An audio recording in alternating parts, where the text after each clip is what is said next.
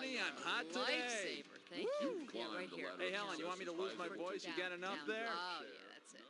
Contestants, how you doing? Welcome to our show. Why don't you tell me how many people are going to be playing this game? So you're playing with yourself, huh? Cookie, please. Sorry, just type your name. One other thing. Are you looking for a 7-question tournament game or more like a full 21-question game? Thanks, Jones. I can dig that. Your buzzer is the letter B, as in Betty bakes me bread. No, they made gentle hole. Doing what you feel like doing. 20 seconds. 20 seconds, oh shit. Okay, when you know an answer, buzz in. If you don't, don't. But if you buzz, you only got a few seconds to pick one of the choices or you're gonna lose cash, alright? 10 seconds. Just find me after the show. Okay, let's lose the desktop, please. Okay, and go to black. Okay, Guy, you okay? All right, stand by. Here we go. Refreshing. Shut up! Toughies, where real people eat.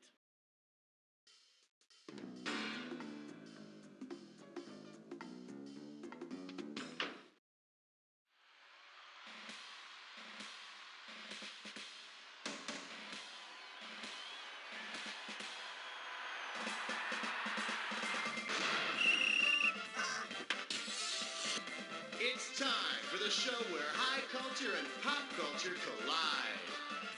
Woohoo! All right, how you doing? Nice to have you here.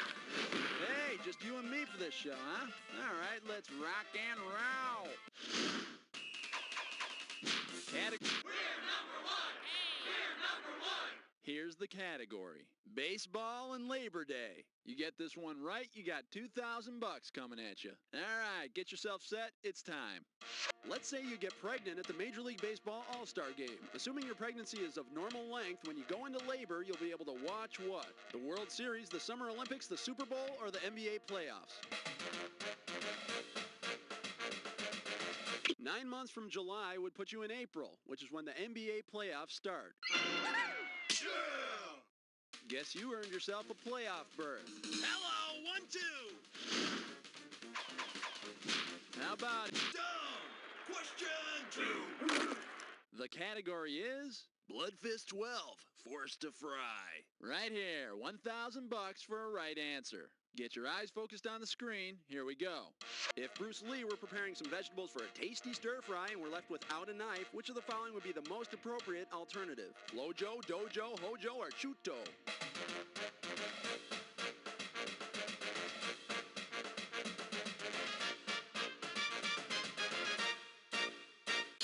Should have picked this. The shuto is a martial arts term for knife hand or sword hand. In Japan, the hand can be used as a knife. You should see what they use for a fork. Okie doke. 3! The name of this category is A Heartbeat Away from the Bench. And this one's going to be worth $3,000. On your marks, get set, here's the question. What do former Vice President Dan Quayle and baseball great Carl Yastrzemski have in common?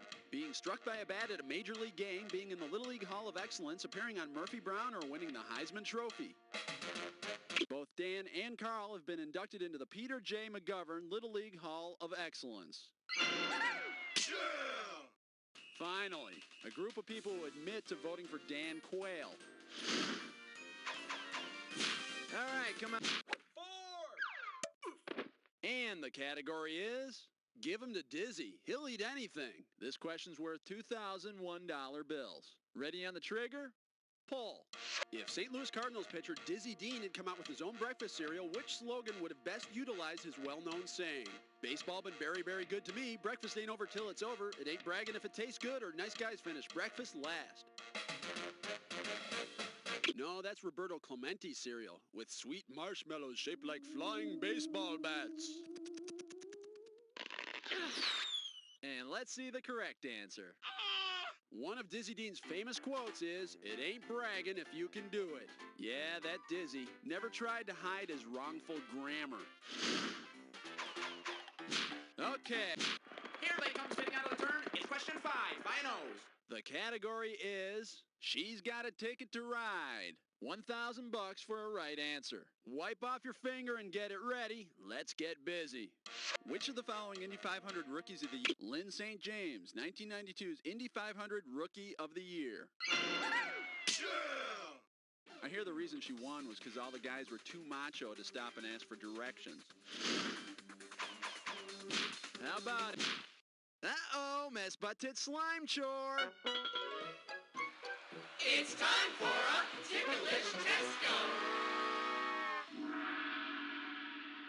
All right, now here's your category for this gibberish question.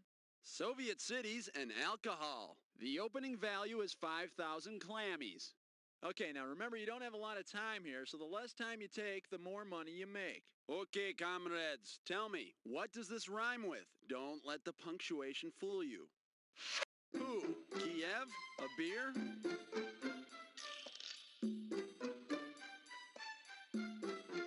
Okay, here's a little hint. It's an award. An award for a... Ooh, you think you got it?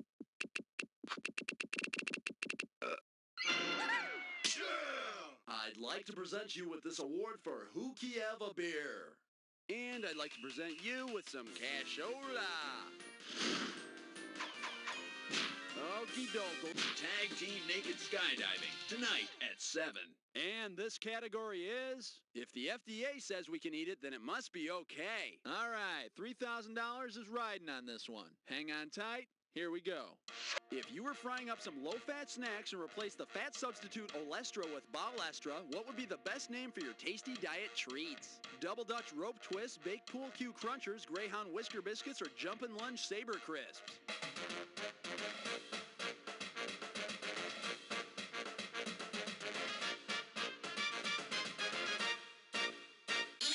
Let's take a look at the correct answer. A balestra is a jump and lunge move used in fencing. So be careful with those saber crisps. I hear they cause problems with your digestion.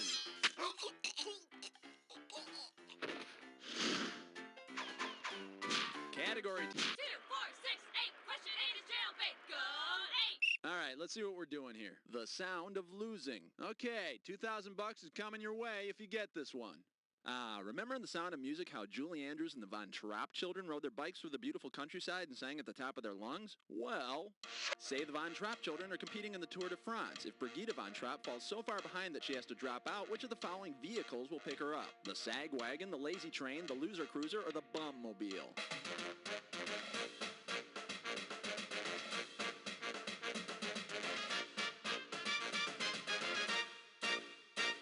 Man, the hills are alive with the sound of wrong answers. Brigitte would get picked up by the Sag Wagon, which is a hell of a lot better than her getting picked up by some sweaty Frenchman in spandex. How about...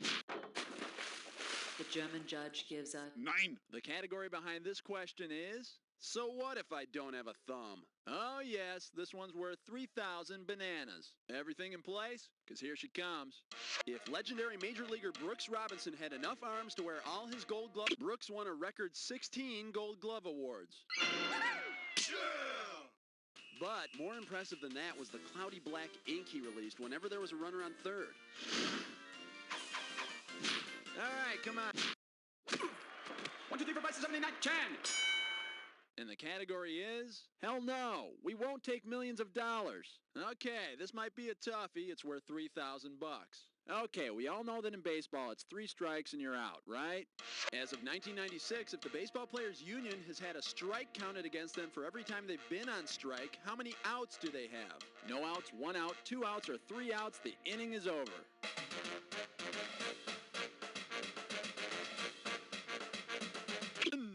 Nope. Too bad you didn't pick this. The players have 1 out and they're 1 strike away from having 2 down. And if they ever do get that extra strike, I recommend we make hitting the batter legal. All right, that's 1 round down. Now don't get distracted by the round card, girl, because we're off to round 2.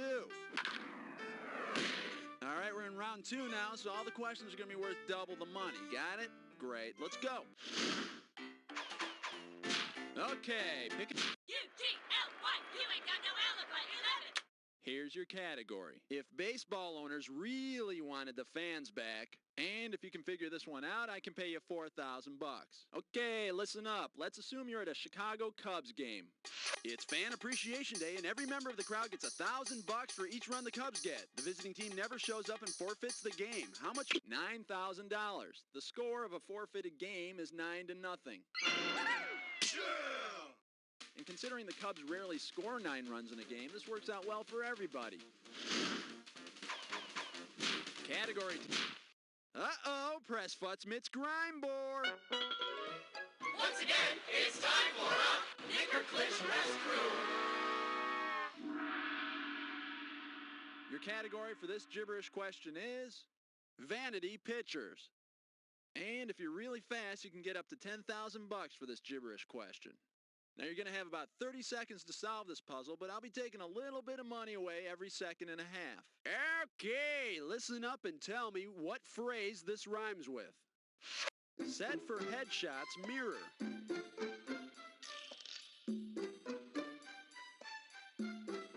Okay, here's the first hint. It's shouted at the ballpark. Well, kill the ump doesn't fit. It's shouted by vendors selling dogs. Get your beagles, toy poodles. They're so hot, they're red.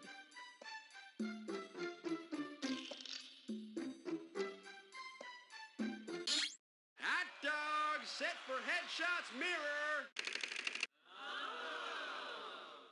Yeah, I'd like a foot long, please. You got it, big boy.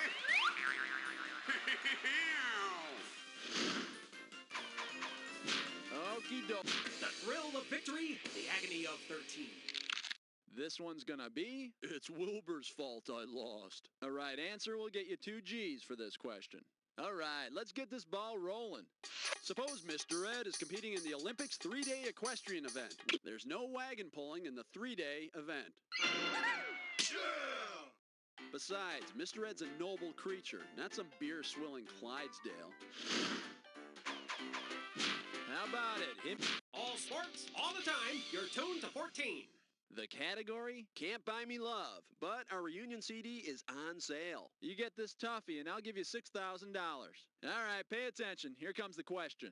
If the Beatles began their career in front of a Liverpool instead of in Liverpool, England, what horrible accident might have befallen the band? A horse jumping into Ringo's drum kit, Paul falling off a rolling log into a river, a line drive cracking George's skull, or Linda McCartney singing Harmony?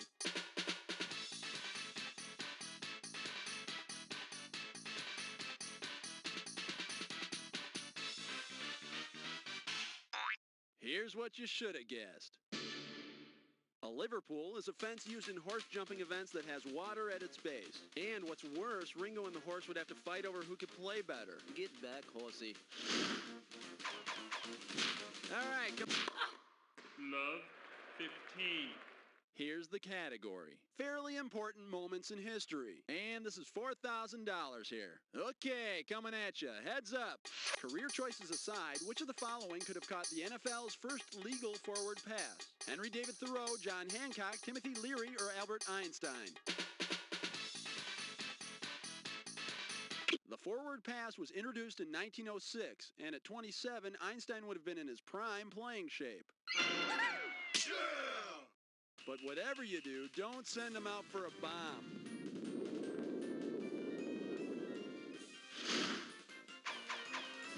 Okay. Give me a 6. 6. Give me a team. 16. The category is tennis and antacids. And this one shouldn't be too tough. 4K for this one. Hope you're ready, because here's one coming at you. Which of the following tennis stars' names can be used to spell the anagram gas AIDS near? Pete Andre Agassi. You can also make is a nag's deer out of his name, but we didn't want to get Brooke mad at us. Category. The category is we're having a party and you're not invited. And this one is not going to be easy. $6,000. So, you feeling anxious? Me too. Let's go.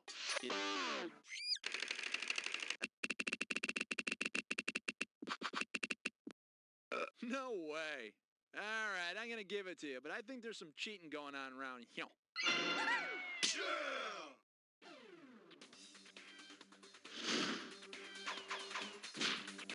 many holes in golf? 18! And this category is the agony of repeats. It's gonna be worth $4,000. All right, help me out. I can't remember this guy's name. He's that guy from the beginning of ABC's Wide World of Sports who we saw wiping out every week doing the Vinko Bogataj got to take the header off the ski jump week after week. Yeah! And I hear he later got a job with the Ford administration. How about Illegal use of the hands on question 19. the name of this category is Olympian Party Crashers. I'm paying out $2,000 if you get this one right. Say your neighbors have built a fence to keep you from crashing their cookouts. Fortunately, you're an Olympic track and field star and can use your skills to thwart their plan. What's the name of the high jumping move you can use? The backward flip developed by Olympic high jumper Dick Fosbury is now known as the Fosbury Flop. Yeah! Oh, no, not again. Hey, watch out for the pool. Oh. 20! And the category is that might leave a streak. And this one's $4,000 for a right answer. Get ready to buzz, because here it comes. Marsha Brady is to football as Cal Ripken Jr. is to what? Lenny Dykstra's line drive, Roberto Hernandez's forearm, Albert Bell's foot, or Tom Glavine's fastball?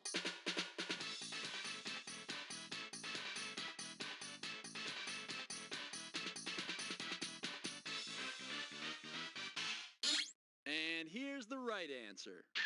Marsha's nose got hit by a football. Cal Ripken's nose was broken by Roberto Hernandez's forearm before the 1996 All-Star Game. And the next day, Doug Simpson called Cal and broke their lunch date. Something suddenly came up. Okay.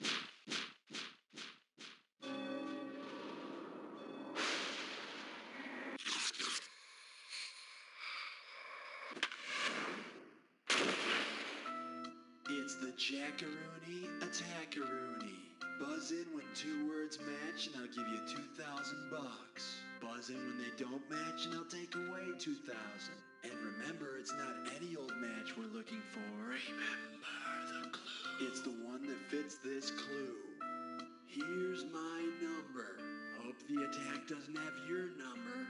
Batters up.